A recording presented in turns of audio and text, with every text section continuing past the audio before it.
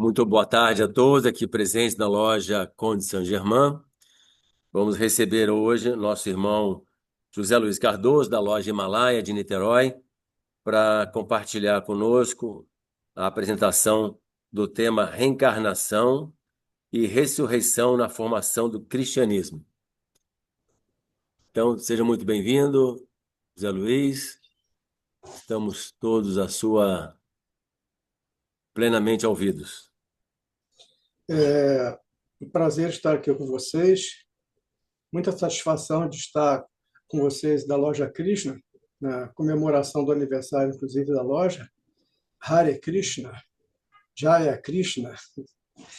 Hoje nós vamos estudar ressurreição e reencarnação na formação do cristianismo.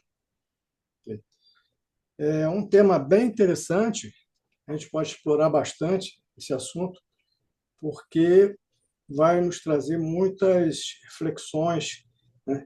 E é um tema rico, né? Apesar das informações serem um tanto precárias. Somente quando a gente estuda a ressurreição. A ressurreição é mais complicadinho ainda.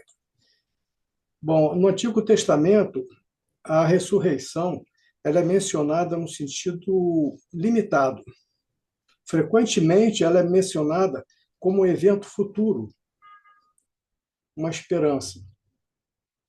No Novo Testamento, a ressurreição de Jesus Cristo é um evento central, porque todo o cristianismo, tanto faz aí o católico romano, o ortodoxo, as vertentes protestantes, o cristianismo está centrado na ideia da ressurreição de Jesus. Não vai existir o cristianismo tradicional, né, das igrejas sem a questão da ressurreição de Jesus. Ela é central. Ela é central. A ponto de falar, se você não crê na ressurreição, então você não é cristão segundo as igrejas tradicionais. Entendeu? E essa ressurreição ela tem referências e implicações para os nossos estudos no que diz respeito à vida pós-morte. A vida pós-morte. Deixei sobre isso umas indicações de leitura aí no chat. Essa revista Entre o Céu e o Inferno, de uma coleção chamada História Viva, é bem antiga. Ela deve ter uns 15 anos, pelo menos, essa revista. Uma revista. É isso aqui, deixa eu mostrar a vocês aqui.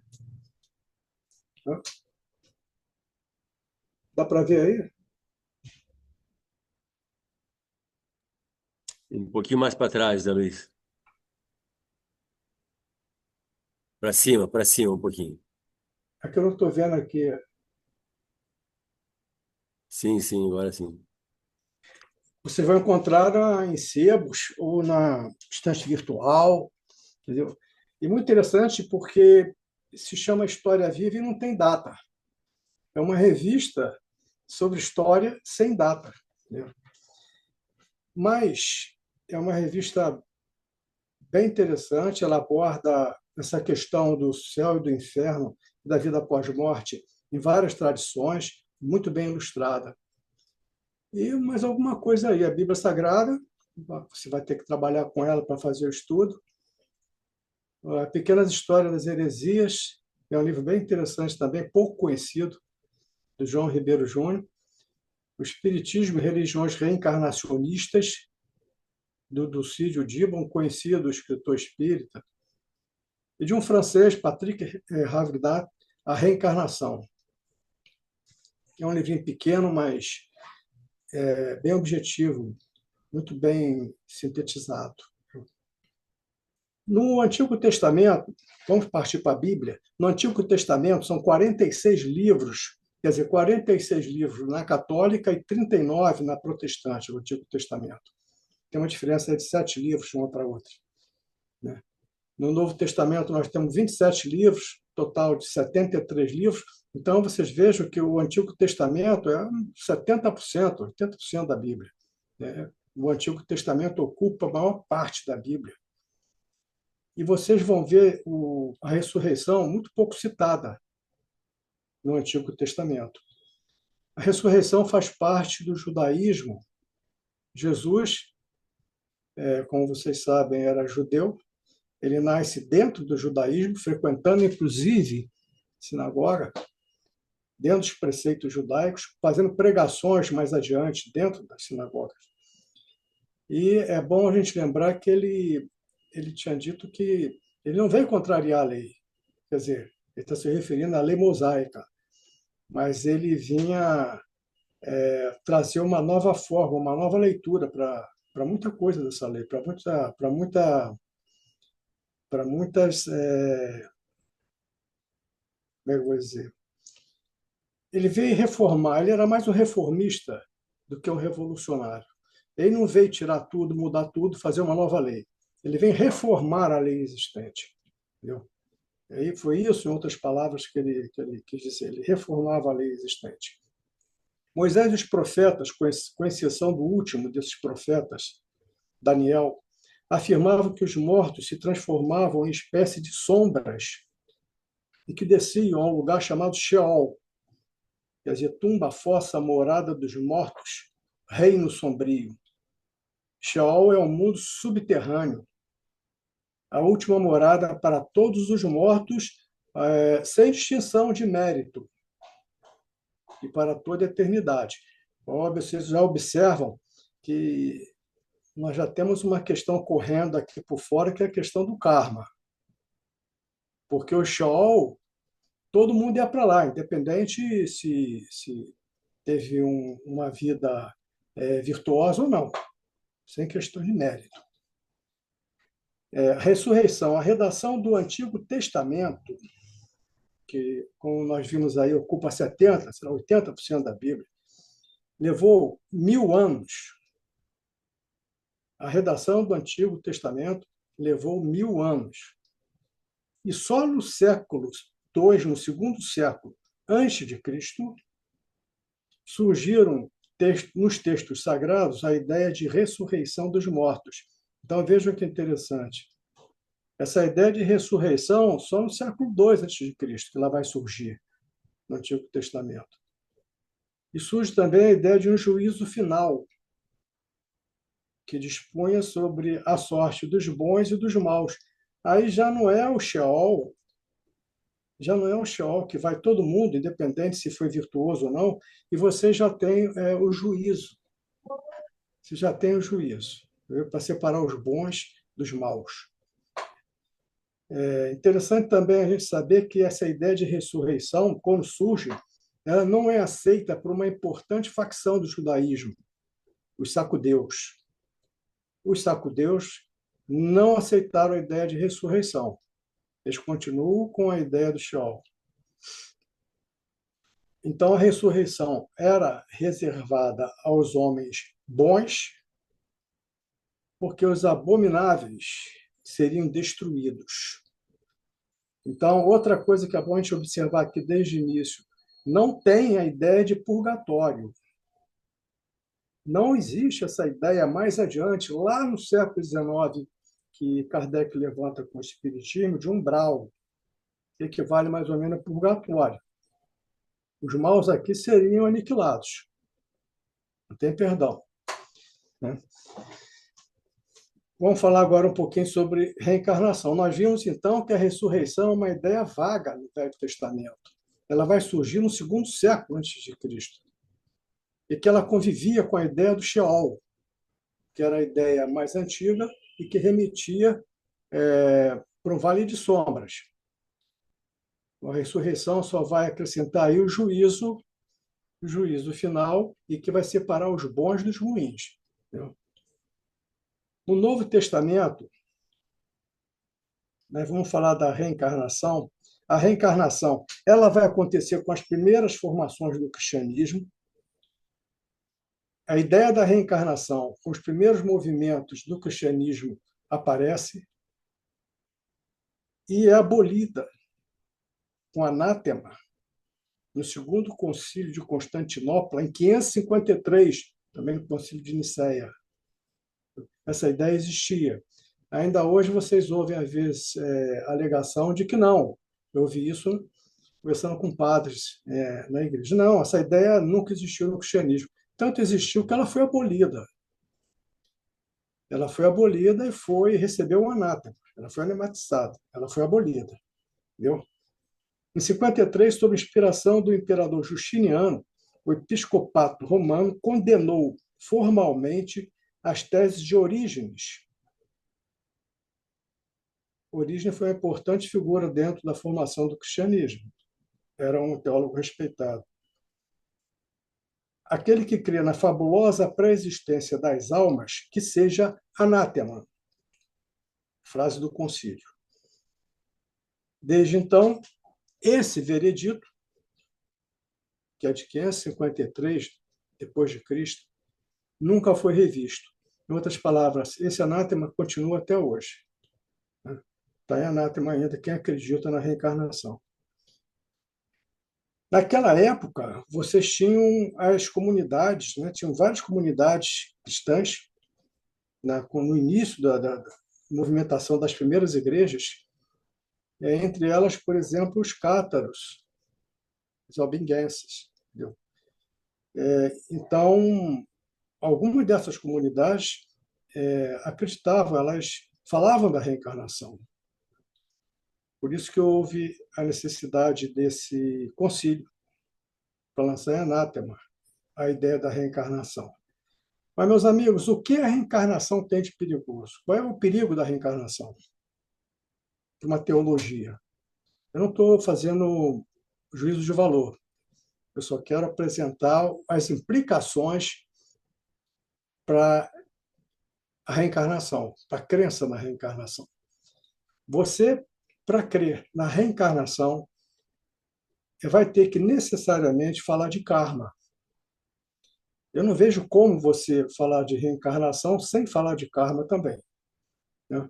As vidas sucessivas implica na ideia do karma.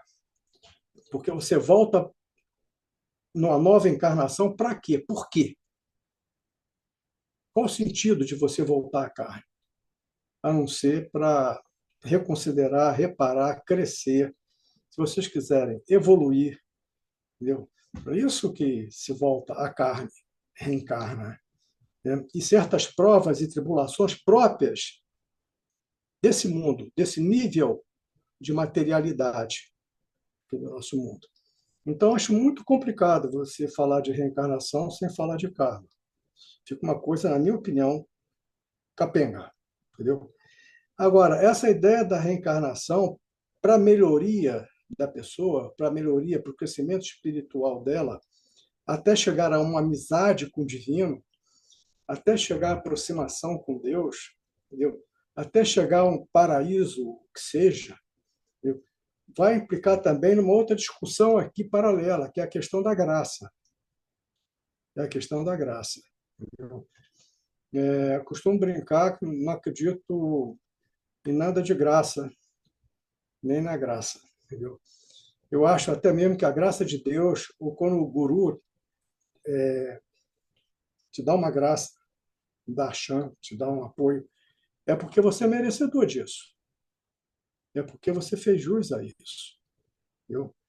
Então, a graça, sem o porquê, uma graça fortuita, e aí, novamente, a ideia do karma está correndo paralelo a isso, entendeu? A ideia do seu mérito ou demérito, né? E o karma, vocês sabem, é uma palavra que não quer dizer outra coisa a não ser ação. Nós, nós acreditamos, eu acho muito plausível que se acredite, que o karma é resultado também de uma ação. Você age, existe uma reação a essa ação. Isso é mais físico que místico. Entendeu? Então, essa questão da graça é uma questão que também contempla a ideia do karma, contrapartida. E a reencarnação confronta essa ideia. A questão é essa. A reencarnação confronta a ideia da graça, da coisa fortuita. Né? Da mesma forma que confronta a ideia da desgraça. Porque Eu explico. Uma vez conversando com um teólogo amigo, um beneditino, eu perguntei a ele aquela pergunta clássica, né, que todo mundo já se perguntou muitas vezes, acredito, né? Por que uma pessoa nasce aleijada, miserável, com pai alcoólatra, em uma situação toda diversa, totalmente diversa? Por que essa criatura nasce nessa situação? E a resposta do meu amigo foi o seguinte: Deus quis assim. Aí eu falei: Deus quis assim por quê? Ele falou: não, é para testar o cristão, para testar a fé dele. Se vocês perguntarem dentro das igrejas tradicionais, vão responder isso a vocês. Entendeu? Mas tudo bem, a pessoa vai crer nisso se quiser. Eu acho que Deus não joga baralho, entendeu? Deus não joga dados. Eu acho que não, isso é uma coisa fora, pelo menos, da minha compreensão. Eu não consigo entender um troço desse. Eu não tenho capacidade para isso, entendeu? Eu acho que se uma pessoa nasce numa condição adversa assim, eu digo, é karma, é um karma ruim. É um karma com resultado ruim para ela vir numa situação dessa. Ela está purgando alguma coisa, alguma dívida. Você, quando tem dívida aqui, você paga. Você paga, é processado, é preso. Sofre uma sanção desse tipo. Então, a reencarnação tem essas discussões todas. Não é uma coisa tão simples. Ela tem uma discussão que corre em paralelo, como nós falamos da formação do cristianismo. E por que da ideia da ressurreição e da reencarnação? Esse confronto, entendeu? Nós tivemos no início do cristianismo um movimento, eu falei de Orígenes, chamado origenismo, o pessoal que seguia Orígenes. Orígenes, ele escreveu cerca de 600 obras. Era um grande escritor cristão, com cerca de 600 obras escritas. Isso aí, segundo São Jerônimo. A pré-existência das almas e sua queda no corpo, a modo de castigo por faltas anteriores, reencarnação. A negação da ressurreição da carne e a negação do inferno eterno. Orígenes acreditava nessas ideias. Ele acreditava na pré-existência das almas e de sua queda no corpo. Eu acabei de falar aqui para vocês, como modo de castigo. Isso era uma ideia de Orígenes e que é uma ideia reencarnacionista também. Ele negava a ressurreição da carne, a ressurreição da carne, porque a ideia da ressurreição é a tua volta no corpo físico, nesse corpo que você está habitando agora. O Orígenes negava isso. E negava também o inferno eterno, essa ideia do inferno eterno que graçava na época. Daí ele também caiu em anátema. Ele caiu em anátema e as obras dele foram proibidas. Entendeu? Então, eu tinha aula de catecismo, meus 6, 7 anos, eu lembro, Dona Maria Delza, e eu lembro que uma vez eu falei para minha mãe, eu fiz uma pergunta lá, professora, ela não me respondeu. Aí ela falou, menino, o que você perguntou? Você vive com essas perguntas. Eu falei, não, eu só queria saber por que o inferno é eterno. Por que Deus fez isso? Eu não fiquei muito tempo na aula de catecismo. Mas o Orígenes já falava também dessa questão do inferno eterno. O que mais adiante, inclusive, os próprios teólogos cristãos fizeram essa revisão, onde nós vamos ver mais adiante a ideia do purgatório, da condição da alma se redimir ou melhorar, para não cair na ideia do inferno eterno. Falar em inferno eterno, vocês tinham em Israel, no judaísmo, uma região chamada Geena.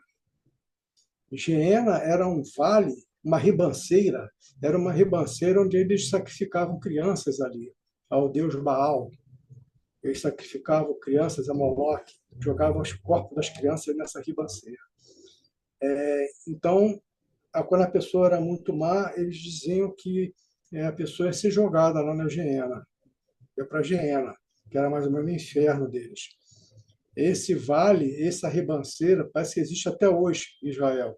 Vocês entram no YouTube, aí no Google da vida, vocês vão encontrar ainda imagens da Geena. Eu fico imaginando um tipo de vibração, tipo de energia que deve ter num local desse. Essa é uma coisa terrível mesmo, uma coisa muito pesada. A pré-existência platônica das almas e sua queda nos corpos, o modo de castigo por faltas anteriores de reencarnação, está condenada.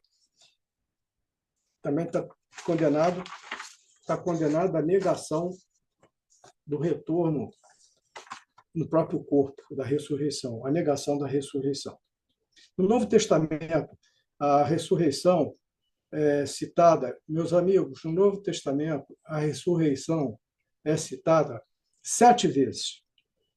Vocês veem, então, que essa ideia, a ideia de reencarnação, lá no Velho Testamento, principalmente, e a ideia de ressurreição no Novo Testamento é muito pouco citada, essa ideia é muito pouco citada. Não tem muito o que discutir, o que se aprofundar sobre essas ideias. Até o século IV depois de Cristo, não se pode falar de ortodoxia cristã, mas de correntes de pensamentos dentro do cristianismo. A formação da ortodoxia, com cânon, com os evangelhos canônicos, e também com o aparecimento dos apócrifos, isso vai acontecer depois do século IV. Até então você não tem uma teologia, uma doutrina formada, entendeu? Não se pode falar de ortodoxia até então. A noção de vida sucessiva sempre foi fundamentalmente estranha à doutrina da Igreja Romana. Não é só da Romana, não. Escrevi isso aqui, mas a ortodoxa do Oriente também, que nega a pré-existência das almas, desde logo enfatiza a importância exclusiva da redenção messiânica. Nossa salvação não é uma questão estritamente individual.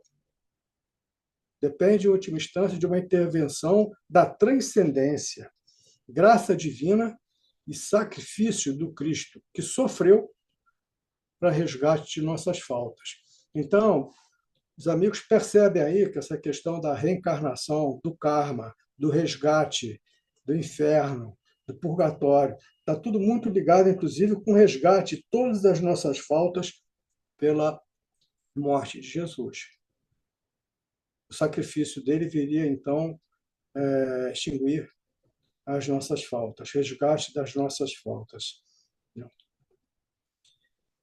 No Novo Testamento, eu tenho umas passagens aqui interessantes do Novo Testamento. Como eu falei a vocês, 7 vezes aparece a ressurreição no Novo Testamento, e reencarnação é mais difícil ainda vocês encontrarem isso dentro do Novo Testamento.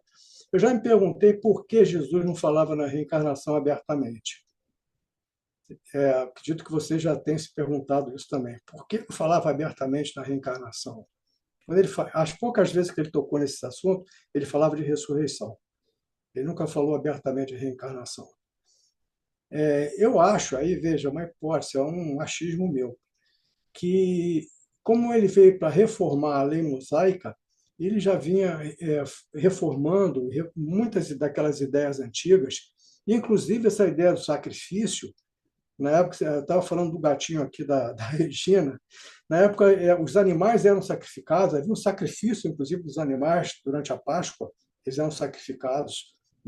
Então, ele vai reformular essa questão ritualística, que é tão cara aos nossos irmãos judeus. Né? Eu não estou discutindo, não estou entrando no juízo de valor isso, eu estou dizendo que ele veio reformar também isso, essa questão do sacrifício, entendeu? E, inclusive, o sacrifício dos animais, entendeu? Que até hoje parece que existe essa questão do sacrifício do cordeiro, daí a ideia do sacrifício do cordeiro lá na frente. Ele falou, não, sou eu que me sacrifico, não mais o cordeiro. Eu sou o cordeiro de Deus. Ele veio reformular muitas coisas e mexeu com tradições muito antigas. Eu não sei, acho que ele não achou necessário, fundamental, que se reformulasse essa questão da ressurreição também. Ele passou ao largo dessa questão da ressurreição. Ele não citava abertamente a reencarnação. Mas, no entanto, em algumas passagens, que são muito discutidas até hoje, dentro do cristianismo, essa ideia da reencarnação está implícita. Vocês devem conhecer alguma dessas passagens aqui. A primeira é a seguinte: e chegando Jesus às partes de Cesareia de Filipe, acho que Filipe era um discípulo dele, interrogou os seus discípulos, dizendo: quem dizem os homens ser o filho do homem? Ele queria saber quem diziam que ele era, quem eles acham que eu sou. E eles responderam: uns, João, mas uns acham que você é João, João Batista. João Batista já havia desencarnado, ok? Então, isso aí já é o primeiro problema. Como ele seria João Batista? Se João Batista já havia desencarnado. Só se fosse a reencarnação de João Batista. Outros dizem que você é Elias, um antigo profeta muito respeitado no Antigo Testamento. Elias também já tinha passado para o outro lado, já tinha reencarnado, já tinha desencarnado. E outro, Jeremias, ou um dos profetas. Quer dizer, todo esse pessoal que está aqui já tinha desencarnado. Para Jesus ser um deles, Jesus teria que ser a reencarnação, obviamente, de um deles. A questão está implícita, e para mim, de forma muito clara, a ideia da reencarnação. Normalmente, a resposta que os teólogos dão para essa questão é que a ideia é a seguinte: ele estaria se portando, falando e tendo atitudes semelhantes a desses profetas citados. Essa normalmente é a interpretação que eles fazem dessa passagem. Eu já interpreto como reencarnação mesmo, uma questão de interpretação, entendeu? Outra passagem. Isso aí é Mateus capítulo 16, versículo 13 e 14. Mateus capítulo 16, versículos 13 e 14. E os seus discípulos o interrogaram Jesus, dizendo: por que dizem então os escribas que é importante que Elias venha primeiro? Os escribas diziam que antes do Salvador, antes do Messias vir, Elias viria para anunciá-lo. Elias viria primeiro. Porque os discípulos estavam perguntando o seguinte: Elias não veio. Você é o Messias, é o Salvador, mas as Escrituras, os profetas falavam que Elias viria antes de você para te anunciar. Jesus respondeu o seguinte: em verdade, Elias veio primeiro e restaurou todas as coisas.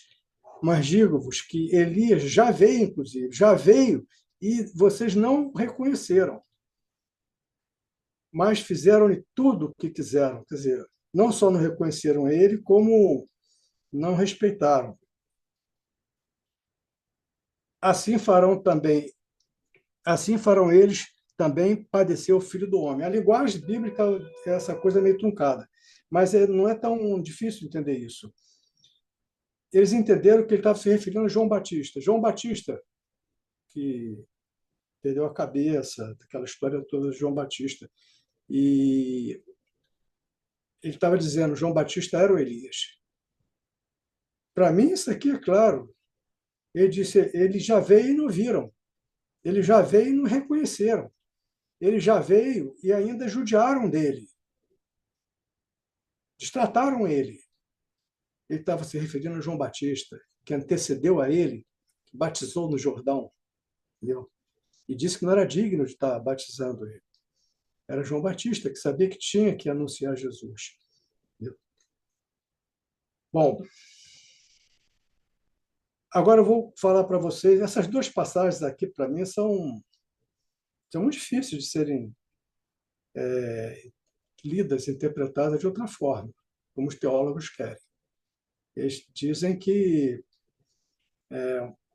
não é não, que no caso do Elias, e no caso aí dos profetas, que era uma questão de Jesus, na verdade, ser como Elias foi, agir como ele agiu. É a mesma leitura que eles fazem para outra passagem que eu li para vocês. Entendeu? Então, para mim, é reencarnação mesmo. Agora, sobre ressurreição no Novo Testamento, sobre ressurreição, tem umas passagens também, tem passagens interessantes. Abriram-se os sepulcros e muitos corpos de santos que dormiam ressuscitaram, saindo dos sepulcros depois da ressurreição. Diz que os santos andavam pelas cidades. Eles saíram dos túmulos e andavam pela cidade. Eles saíam em seus corpos do túmulo e andavam pela cidade. Mateus 27, versículos 52 e 53. Outra passagem. Mas o anjo, dirigindo-se às mulheres, disse: Não temais, porque sei que buscais Jesus, que foi crucificado. Ele não está aqui. Ele ressuscitou, como tinha dito. Vinde onde ele jazia, veja onde ele estava, e aí abriram abriram aquela pedra, eles foram lá, viram que o corpo não estava mais lá. Os anjos afirmam que ele ressuscitou. Ele ressuscitou. Não vos maravilheis disto, porque vem a hora em que todos os que se acham nos túmulos ouvirão sua voz e sairão. Os que tiverem feito bem para a ressurreição da vida. Os que tiverem praticado mal para a ressurreição do juízo. Aí já estava com juízo sobre os bens e os maus. Como eu falei a vocês, lá no início do judaísmo não tinha isso. Independente se era bom, se era ruim, com mérito ou demérito, ele ia para um lugar semelhante ao inferno, ele ia lá para o Sheol. Depois essa ideia do juízo, da avaliação. Mas aqui está dizendo que todo mundo vai sair do túmulo no dia da ressurreição. É a ideia da ressurreição do corpo. É muito estranha a ideia para mim, acredito que para vocês também seja estranha, porque é o teu corpo físico que vai ressuscitar. Como é que é isso? Virou pó, está tudo pó lá no caixão, lá no túmulo, ou foi incinerado, virou pó. Daí tem uma ideia interessante hoje, essa questão da cremação dos corpos. Como é que fica quem tem os corpos cremados, quando eles cremam? Mas quem não crema os corpos também vira pó. Também vira pó. Vai lá depois de 3 anos e abre o caixão e vê o que existe lá ainda. Viu?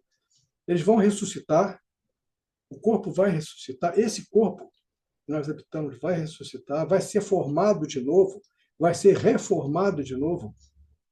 André Luiz, vocês devem conhecer de nome, ou vocês já leram livros de André Luiz, pela psicografia do Chico Xavier. Eu, particularmente, gosto muito daquela série toda, Nosso Lar. Ele narra que ele presenciou espíritos ao lado de sepulcros e que não queriam, não saíam dali os benfeitores, não conseguiam tirar eles dali de jeito nenhum para prosseguir a caminhada, para prosseguir o aprendizado, porque eles argumentavam que tinha que ficar ali esperando a ressurreição. Eles tinham que ficar ali ao lado do sepulcro, porque um dia o corpo viria para ser julgado. Entendeu? Essas ideias são importantes porque depois que ela entra no imaginário coletivo, ela encontra abrigo na mente, ela forma o que nós chamamos de formas de pensamentos, e formas de pensamentos fortes, muito resistentes, milenares, e é complicado depois lidar com isso. Muitas pessoas, daí o cemitério ser um lugar que deve ter cuidado, porque muitos ficam ainda por ali achando que tem que esperar alguma coisa, vão esperar a ressurreição. Ele falou que tinha que esperar, entendeu? Meus amigos, era isso que eu tinha para falar para vocês. Deixa eu ver se eu tenho mais alguma coisa interessante. Nós estamos falando da ressurreição e da reencarnação no cristianismo. Essa ideia pode ser conversada depois com mais tempo, já eram correntes no Antigo Oriente. Essas ideias muito novas aqui para nós no Ocidente já eram conhecidas milenarmente, entendeu? Já eram conhecidas há muito tempo. Vocês têm o Dante, que no século XIII ele fez pinturas sobre o inferno, né? Dante pintou o inferno, tentou representar o inferno, aparece o Monte Purgatório. O Monte Purgatório nas pinturas do Dante aparece. Esse monte, a pessoa ia para lá e ficava lá esperando para ver se livrava do inferno. Entendeu?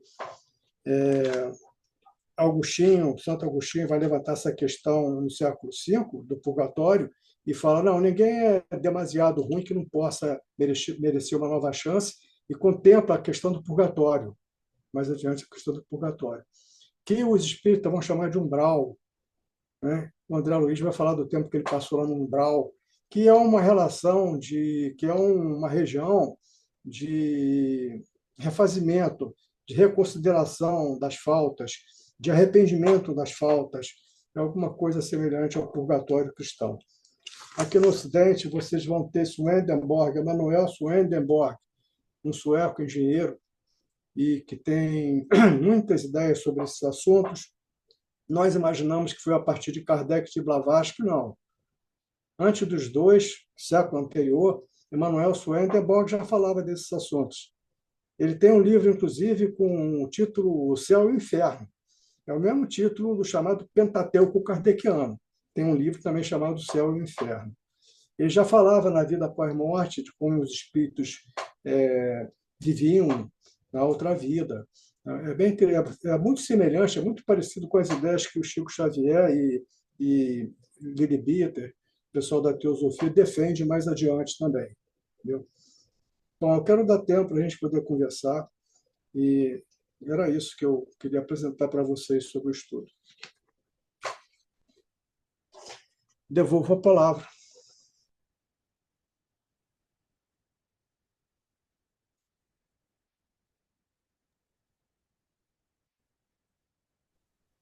Bom, agora a gente pode conversar, né, pessoal? A gente pode.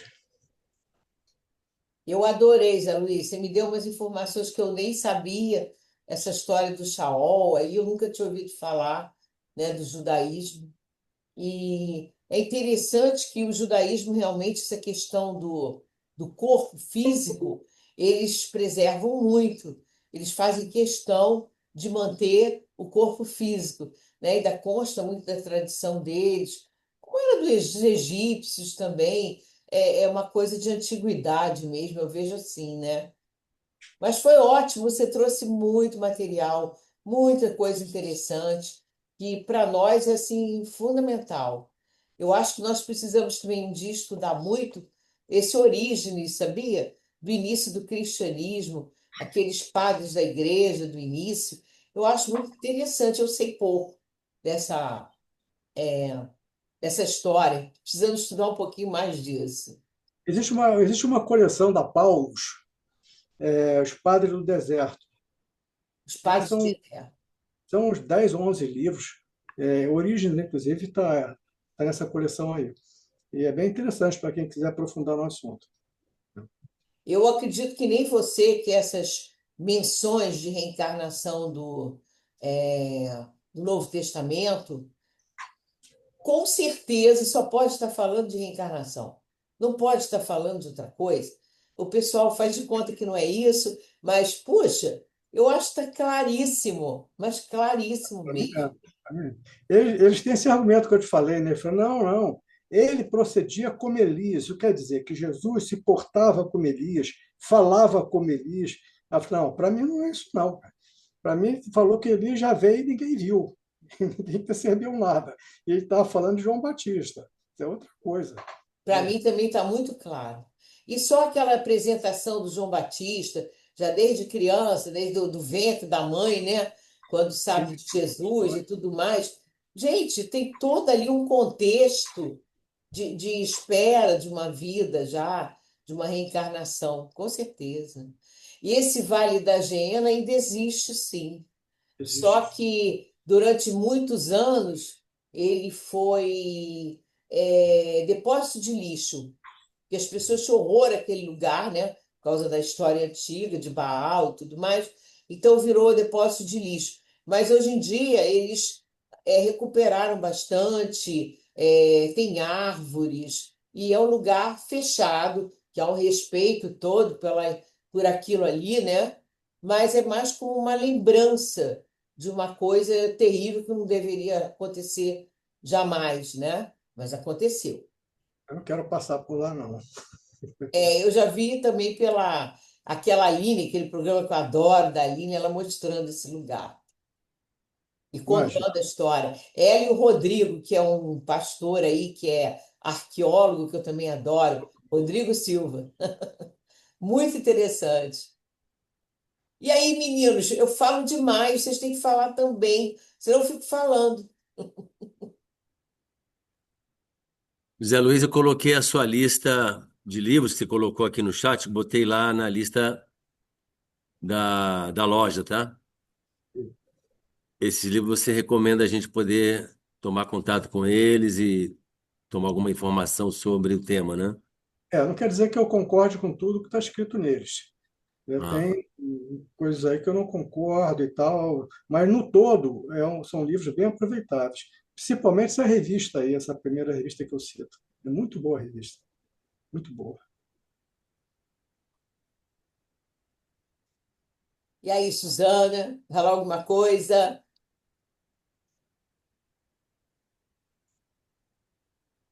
Marise, José, Sérgio, Ana. Pode falar. Oi, Divina. Oi, tudo bem, Gabriela? Tudo bem? Certinho. Tá, tudo bem. Mas eu acho isso mas o fascinante. desculpa interromper. Zé Luiz, essa questão que você citou no finalzinho sobre aquela coleção do André Luiz, é a questão das crenças, né? Onde a gente coloca o nosso pensamento, nossos valores, aí está a nossa realidade, né?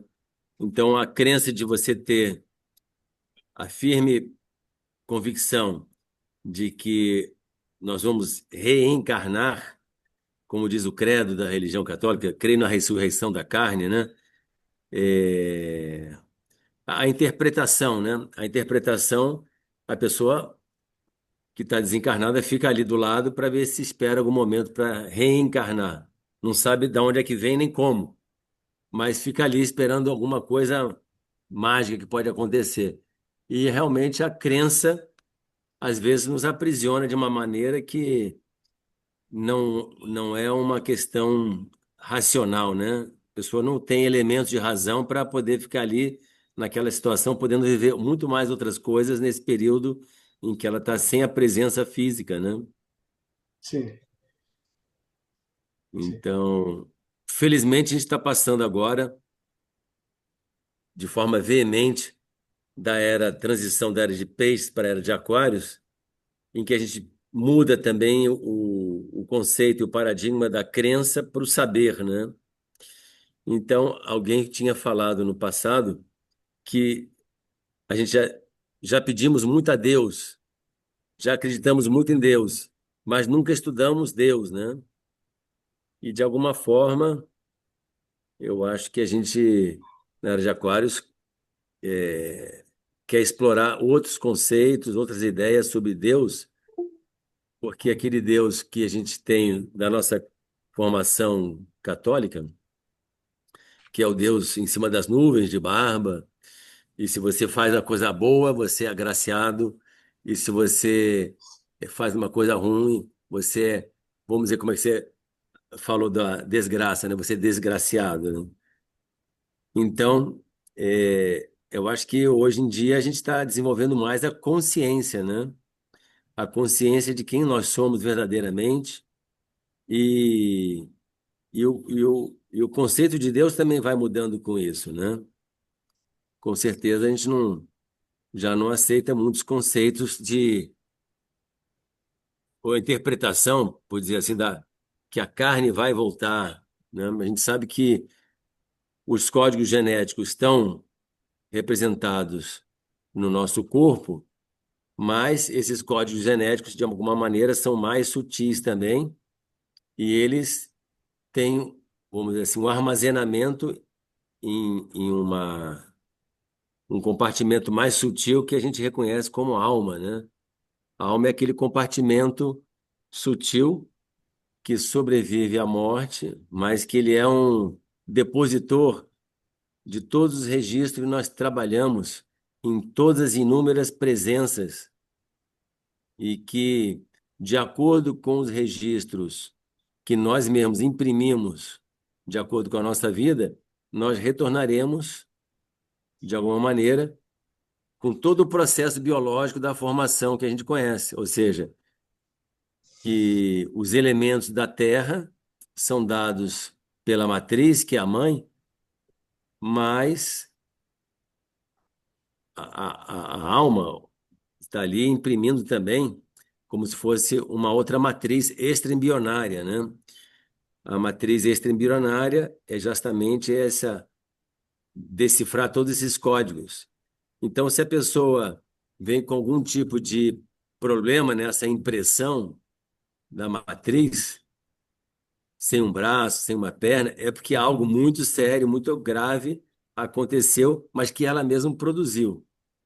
E se ela vem com um corpo perfeito, são, sadio, é sinal que ela imprimiu com boa consciência uma boa experiência nas últimas presenças, né?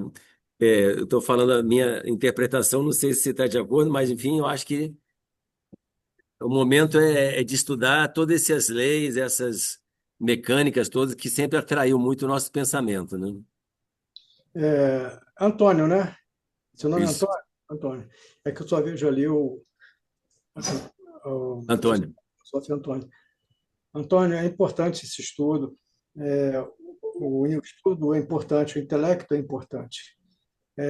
Agora, o que os nossos mestres ensinam, né?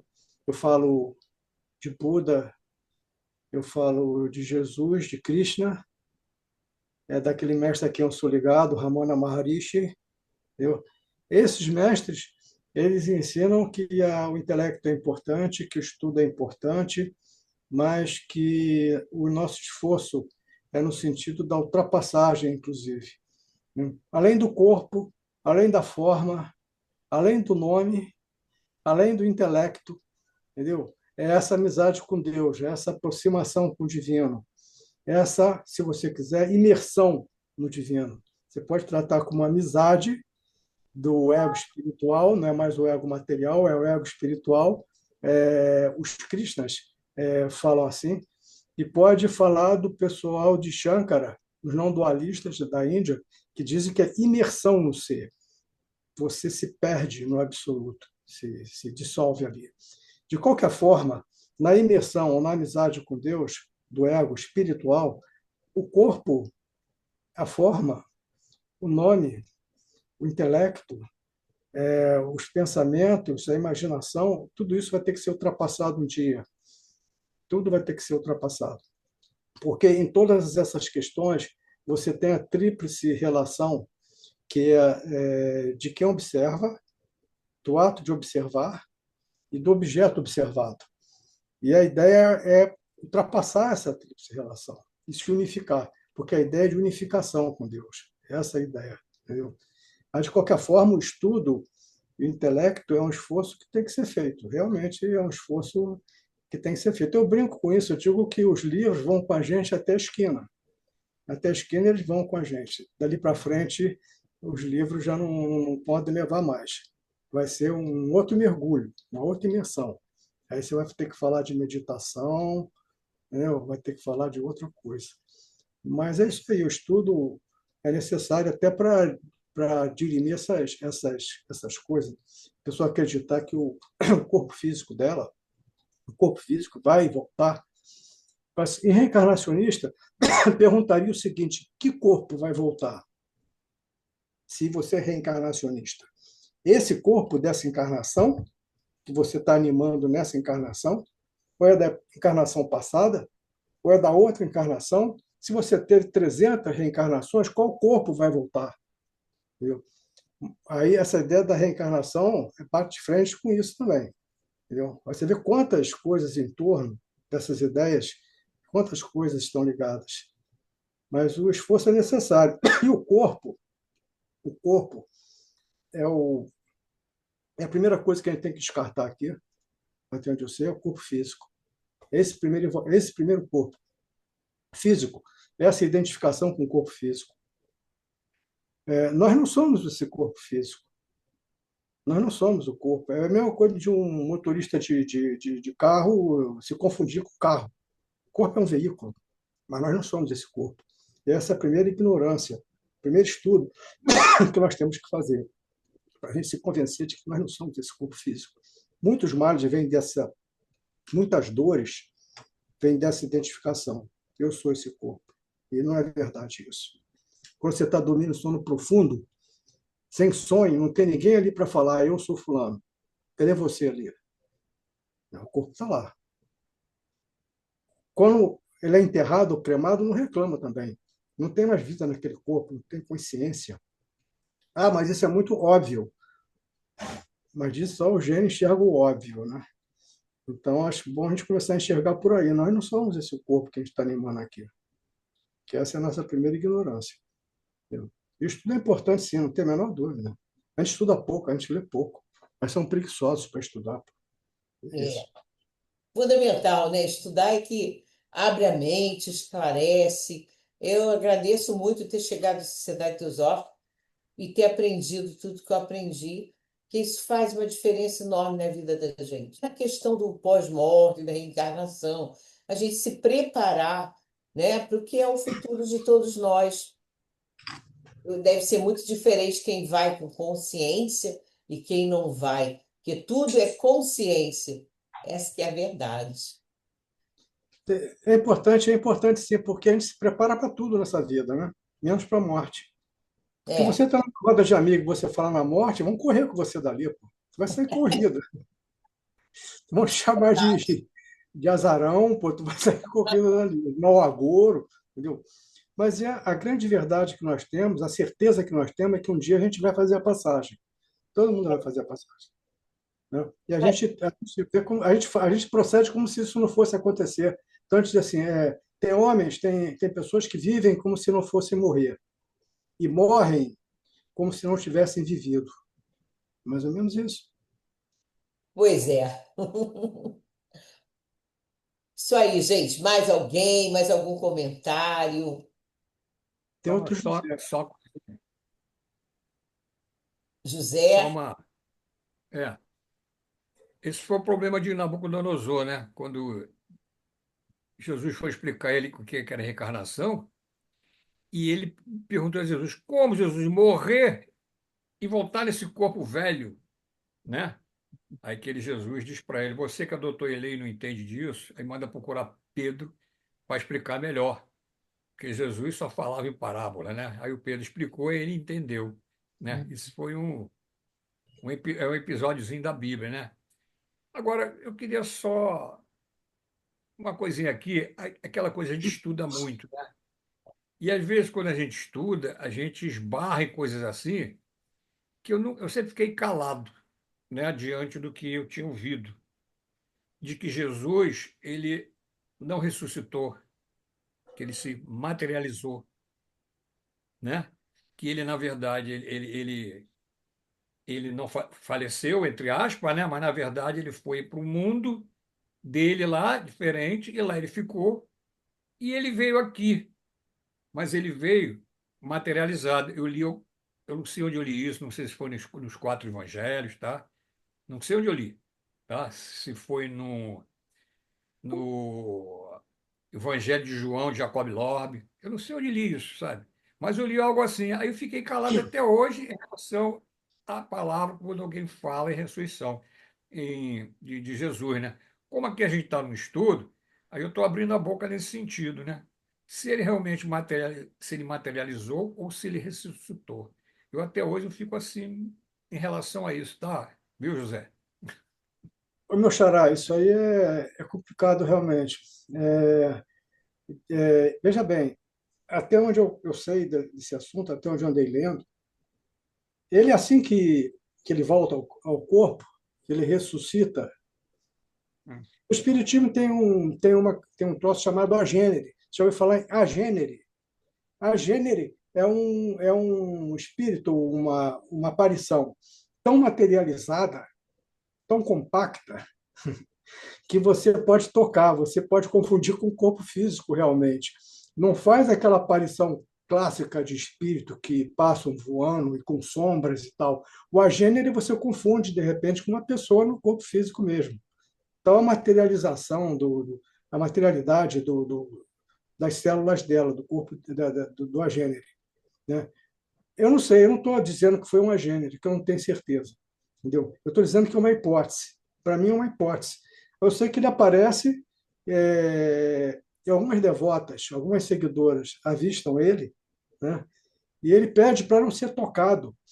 Eu acho interessante nessa passagem que ele pede para que não toque nele, porque ele ainda não está pronto. Como não está pronto, o que ele está falando? Eu não sei. Isso é uma passagem bíblica que eu não encontrei também ninguém que me explicasse direito isso. Por que não podia ser tocado? Porque o corpo dele, a gênere, ainda não estava devidamente formado? Foi logo que ele saiu do túmulo? Por que naquele momento não deveria, não poderia ser tocado? Porque mais adiante ele manda Tomé tocar na chaga dele, botar a mão na chaga dele. Então, por que naquele momento ele não podia ser tocado e mais adiante ele já se deixa tocar? Porque naquele momento ele não estava sendo ainda, não estava totalmente formado como um agênere? Eu não sei, José, uma passagem da Bíblia que, para mim, pelo menos, ainda não me dá certeza de muita coisa, não. Não sei. Tem muita coisa Eu que a vou gente dar tem que entender mesmo. Por exemplo, quando também Jesus volta, dias depois, encontra os discípulos, né? Porque ele ainda fica 40 dias junto aos discípulos, dando instruções. Então, também Ele são coisas come, estranhas. E ele come, come peixe. come peixe. e Pois é, olha, tem coisas assim, impressionantes que não dá para a gente nem saber exatamente o que é que aconteceu. Eu não sei. Isso já deu assim, eu acho que esses lances, né, da Bíblia já dão ideia de outras coisas muito além, algumas que a gente nem compreende até o dia de hoje. Essa aqui é a verdade, né? E um espírito da categoria dele, ou da imensidão dele, poderia voltar em qualquer forma. No plano espiritual, a gente tem notícias que espíritos que trabalham melhor com a matéria espiritual, e não precisa ser um grande mago para isso, entendeu? Ele se apresenta da forma que ele quer. E Inclusive, alguns gostam de dar susto nas pessoas, aparecendo com monstrinhos, coisas parecidas. É complicado pra caramba, entendeu? quem lê Yogananda, a história do Yogananda, né? Quando o mestre aparece para ele também, que já morreu, e também ele toca da mesma forma. Então, E o que tem só? são O exatamente nome desse, a história do Cristo. o nome desse mestre dele é Yukteswar. Ele pede, E quando ele volta, Yogananda abraça ele. Ele pede para Yogananda afrouxar um pouquinho o abraço, que estava apertando demais ele. Então ele volta no corpo desse tipo. pois Ele tinha é, desencarnado. Ele tinha desencarnado e tinha anunciado o dia que ia desencarnar. Sabia disso? Ele anuncia. Ele senta na posição de meditação, em Padmasana, ele senta e avisa que vai desencarnar. E desencarna. Agora, uma pessoa que alcançou uma condição espiritual dessa, um conhecimento espiritual dessa, está para lá de Bagdá, pô, não. Então, Jesus, o que ele seria capaz de fazer numa aparição? mesmo. Entendeu? Fantástico. Isso aí, gente. Eu tenho que encerrar a gravação pelo tamanho, né? Senão fica muito grande. Mas isso não quer dizer que nós não possamos assim continuar conversando, né? Podemos. É só simplesmente encerrar a gravação. E eu agradeço muito você ter vindo, Zé Luiz, porque há muito tempo que eu queria te convidar. Os outros membros da loja não te conhecem, né? E eu queria trazer, não tinha conseguido. Agradeço o Sérgio que fez essa ponte, né? E eu espero que você continue vindo ano que vem, faça alguma outra palestra para nós, tá bom? Estou aí Obrigada. para compartilhar isso tudo com vocês. Sempre E agradeço. então eu vou encerrar a gravação, mas nós ficamos quando a gente quiser.